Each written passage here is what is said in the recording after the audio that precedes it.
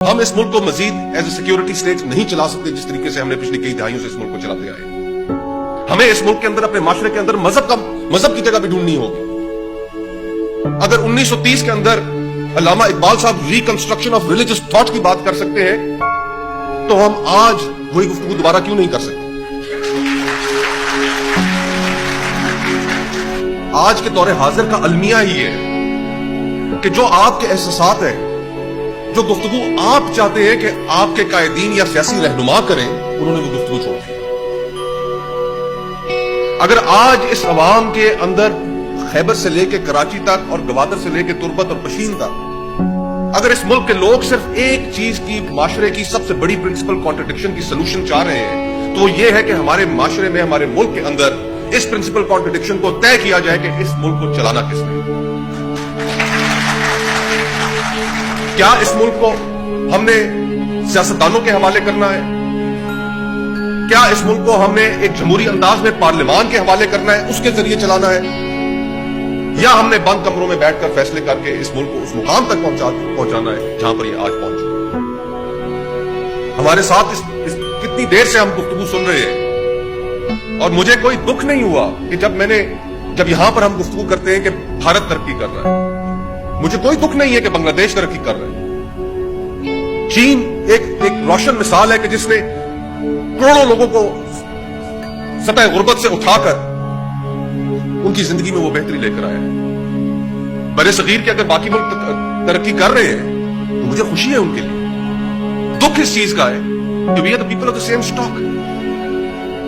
ایک ملک کو ہمارے ساتھ آزادی ملی، دوسرے کو ہم سے بعد میں آزادی ملی، وہ کہاں پہنچ گئے اور ہم آج کہاں کھڑے ہیں۔ اور ہم نے جو کاسٹ پے کی اس سفر میں، ان 75 سالوں میں جو قیمت ہم ادا کرتے آئے، ہم نے اس سے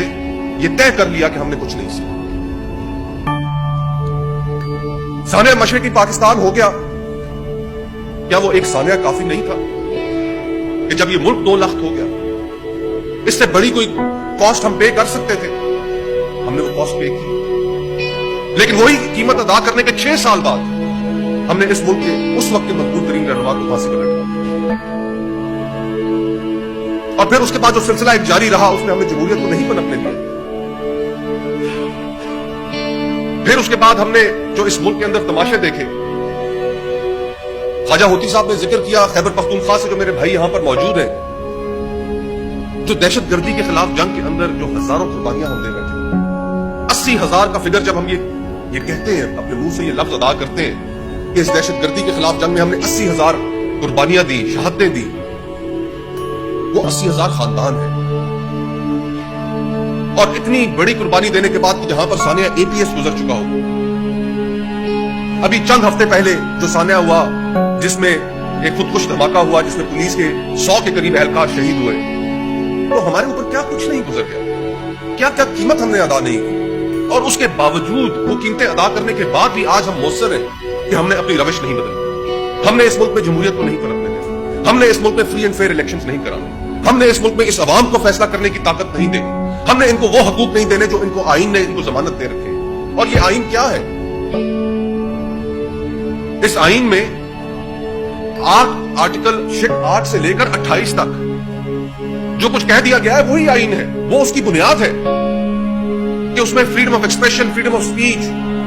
ڈگنیٹی کے ساتھ ایک زندگی گزارنا، اور یہ تمام کے تمام جو وعدے ریاست نے عوام کے ساتھ کر رکھے، جو سوشل کانٹریکٹ ہے، وہ آج اپنے کمزور ترین مقام پر کھڑا ہے۔ اس ملک کے باسیوں کا، آپس میں مختلف اکائیوں میں بسنے والے لوگوں کا آپس میں تعلق ختم ہوتا جا رہا ہے۔ میرے سے ایک صاحب نے سوال کرنا کہا کہ انہوں نے ٹھیک کہا، انہوں نے کہا کہ یہ تصور نو ری امیجن پاکستان جو آپ کرنا چاہ رہے ہیں، یہ جو آپ کر رہے ہیں، اس سے کیا نکلے گا؟ میں کہا یار گفتگو